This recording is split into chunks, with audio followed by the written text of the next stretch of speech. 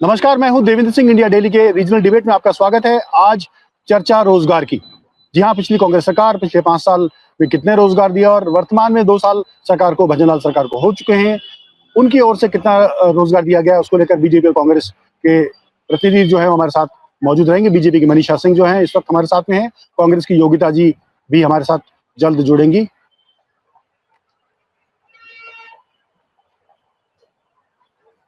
Debate को आगे बढ़ाते हुए हम साफ तौर पर ही चर्चा शुरुआत मनीषा जी से ही करते हैं। मनीषा जी, 2 साल हो चुके हैं आपकी सरकार को। अभी एक हाल ही में एक प्रेस में विज्ञापन दिया गया था जिसमें 1 लाख नौकरियों की इस साल बात की गई थी। पिछले 1 साल में जो 2 साल रहे उसमें 1 साल तो अभी शुरुआत हुई है। पिछले 2 सालों में कितनी नौकरियां बीजेपी ने दी हैं? जी, जी देवेंद्र मनीषा जी। जी। देखिए, राजस्थान के माननीय मुख्यमंत्री जी भजनलाल जी का हमेशा से विज़न रहा है कि प्रदेश को विकसित बनाना और सशक्त बनाना, और उन्हें पता है कि इसकी नींव है वो युवाओं के माध्यम से ही, उनके भविष्य को चमकाने के माध्यम से ही शुरुआत हो सकती है। तो यहाँ पे अगर हम देखा जाए तो पिछले 2 सालों में 1 लाख नियुक्ति पत्र भजनलाल जी की सरकार दे चुकी है, और जो 75,000 है वो पाइपलाइन में है, और साथ-साथ में 1 लाख का अभी अभी रिसेंटली एक कैलेंडर जारी किया गया है जिसमें आपने देखा कि 44 प्रकार की जो भर्तियां हैं वो उसमें दी गई है। तो यहाँ पे देखिए कि माननीय भजनलाल जी की सरकार 2023 में आते ही उन्होंने युवाओं के लिए, उनको सशक्त बनाने के लिए और उन्होंने उनको रोजगार देने के लिए जिस प्रकार से नौकरियां देने का काम किया, रोजगार देने का काम किया। सबसे पहले जो पिछली कांग्रेस की सरकार थी, उन्होंने जिस तरह से पेपर लीक किए, 17 पेपर लीक को एसआईटी का आते ही सरकार में उन्होंने एसआईटी का गठन किया और पेपर लीक माफिया को पकड़ने का काम किया, साथ साथ में युवाओं को रोजगार देने का काम किया। अब तक माननीय भजनलाल जी की सरकार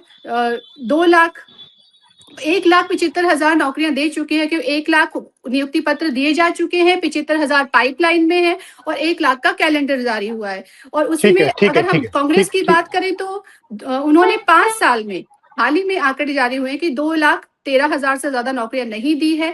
और उन्होंने जो पेपर लीक, जो 17 उनकी सरकार में पेपर लीक हुए हैं, तो उन्होंने ये जो हमारे युवा साथी ठीक है, है, ठीक उनके जो ठीक भविष्य है, है उनको गर्त ठीक में है, डालने का काम किया।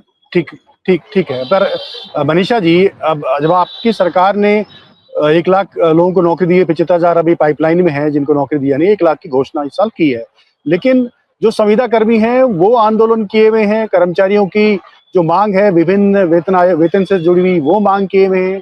मेडिकल कर्मचारी भी लगातार अपनी मांगों को लेकर सुर्खियों में रहे हैं। तो ऐसा क्या कि जो मौजूदा कर्मचारी हैं या संविदा कर्मचारी हैं जिनको लेकर आपकी सरकार में उपेंद्र यादव जो थे, वो जिन्होंने चुनाव भी लड़ा था, वो भी लगातार अग्रसर थे पिछली सरकार के, एक तरह से युवाओं की आवाज बनकर वो उभरे थे। लेकिन संविदा कर्मियों की मांगों पर और कर्मचारियों की दूसरी मांगों पर निर्णय क्यों नहीं कर पा रही सरकार? क्यों उन्हें आंदोलन के लिए प्रेरित किया जा रहा है या उनको नजरअंदाज की जा रही है उनकी मांगों को?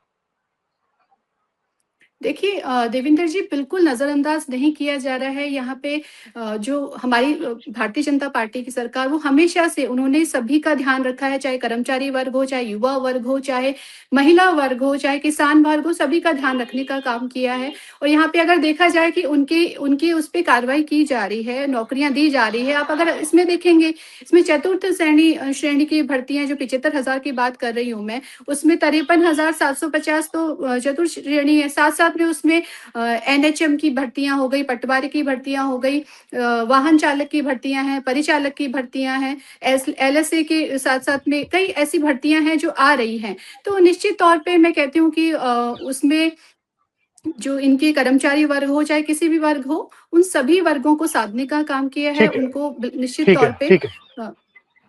एक बड़ी बात आपने कही कि पेपर लीक के प्रकरण में अब तक जो पेपर हुए हैं वो एक तरह से युवाओं के लिए राहत की बात है कि पेपर लीक नहीं हुए।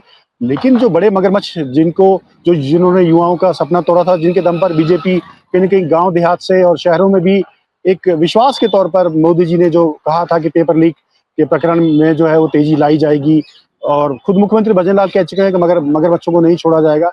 अभी तक मगरमच्छों के नाम पर जो पुराने आरोपी, जो कांग्रेस के टाइम में आरोपी थे, वही पकड़े गए हैं। मगरमच्छ है कहाँ?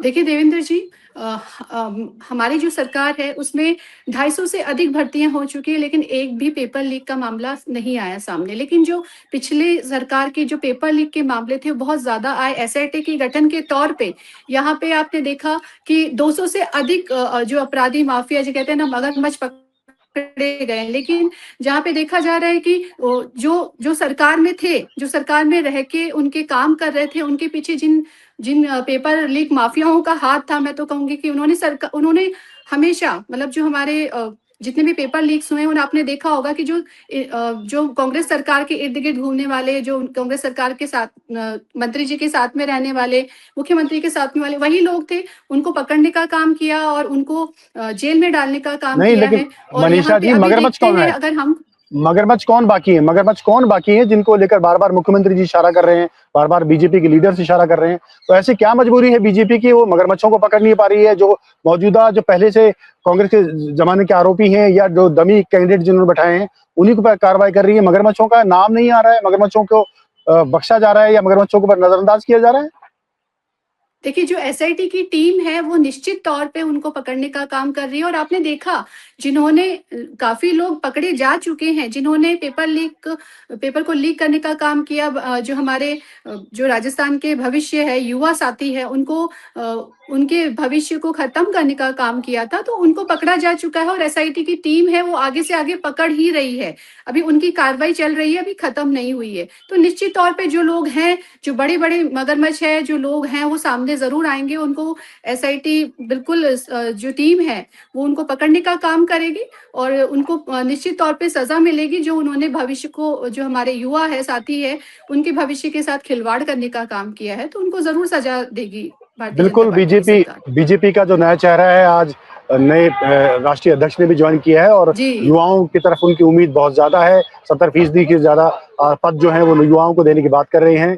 महिलाओं का प्रतिनिधित्व आगे बढ़े, ये हमारा विश्वास है कि कम से कम बीजेपी जो अपनी बात कह रही है उस पर अगले 2 साल तक खरा उतरे। आपका बहुत बहुत शुक्रिया मनीषा जी, क्योंकि कांग्रेस की प्रवक्ता जो है वो शामिल नहीं हो देवेंद्र पाई जी, मैं आपके चैनल के माध्यम से जो हमारे राष्ट्रीय अध्यक्ष जी हैं, नए राष्ट्रीय अध्यक्ष जी युवा हैं, जो सभी कार्यकर्ताओं को उत्साह देने का काम कर रहे हैं। आज सभी कार्यकर्ताओं में खुशी की झलक है कि देखिए, एक भारतीय जनता पार्टी की सरकार ही है, उन्हीं की परंपरा है। और एक बहुत ही खूबसूरत परंपरा है कि जो कार्यकर्ता है उनमें से ही वो आके और है ना उनको एक जिम्मेदारी देने का काम करते हैं। हमारे आज ठीक राष्ट्रीय है। अध्यक्ष जी एक युवा है और युवाओं को निश्चित तौर पे वो आगे बढ़ाने का काम करेंगे, उनमें एक नई ऊर्जा देने का काम करेंगे। तो उनको बहुत बहुत बधाई देना चाहूंगी आपके चैनल के माध्यम से। ठीक है और साथ मनीषा साथ जी, में जो आपका हमारे अंदर भी आज जो ऊर्जा है, जो हमारे अंदर भी आज एक कार्यकर्ता की, जो ये भारतीय जनता पार्टी है, एक विश्व की सबसे बड़ी पार्टी है, वो ही देने का काम करती है,